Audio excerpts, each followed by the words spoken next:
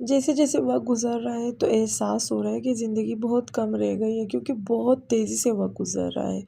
मतलब हम सोचते हैं कि भाई कल सुबह उठेंगे और अपने ये सारे काम ख़त्म कर देंगे, और जैसे ही उठते हैं तो वो काम ख़त्म होने से पहले ही दिन गुजर जाता है। तो समझ ही नहीं आ रहा है कहाँ से शुरू करें, कहाँ से ख़त्म करें। और मेरा आज दिल हुआ चिकन बना लेती हूँ, और मैंने चिकन फ्राई करने का सोचा, और बस समझ नहीं आ रहा था कि किस तरह बनाऊँ, क्योंकि मैं कोई इतनी बड़ी शेफ़ नहीं हूँ, ना कोई मैं इतनी बड़ी शेफ़ हूँ और ना कुकिंग मास्टर। तो समझ ही नहीं आ रहा था कि क्या बनाऊँ।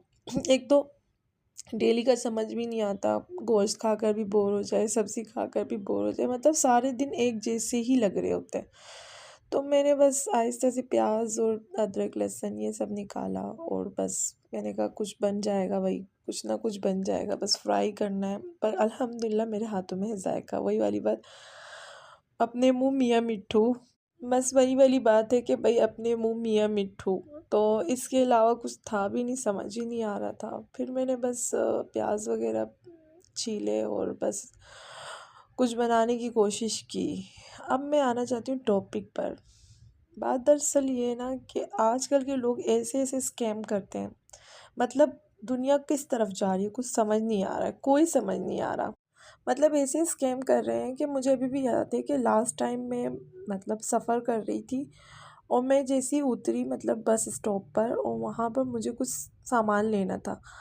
तो मैंने कुछ खाने-पीने की चीज़ें खरीदी, फिर उसके बाद उन्होंने मुझे कहा कि आपके पास 10,000 रुपए, मतलब आपके पास 5,000 रुपए, 2 10,000 रुपए, मतलब 5,000 के 2 नोट, उसका खुला होगा? मैंने कहा हाँ, बिल्कुल है मेरे पास।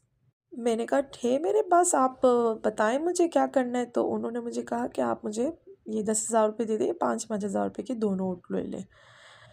तो मैंने इसी तरह कुछ किया, और मुझे कुछ समझ ही नहीं आया कि किस टाइम उसने मुझसे 5,000 रुपए इज़ाफ़ी रख लिए और मुझे 5,000 दे दिए, जब मैं बस में आके बैठी और बस चल पड़ी, और उसके बाद मुझे पता चला कि भई मेरे साथ तो हो गया स्कैम।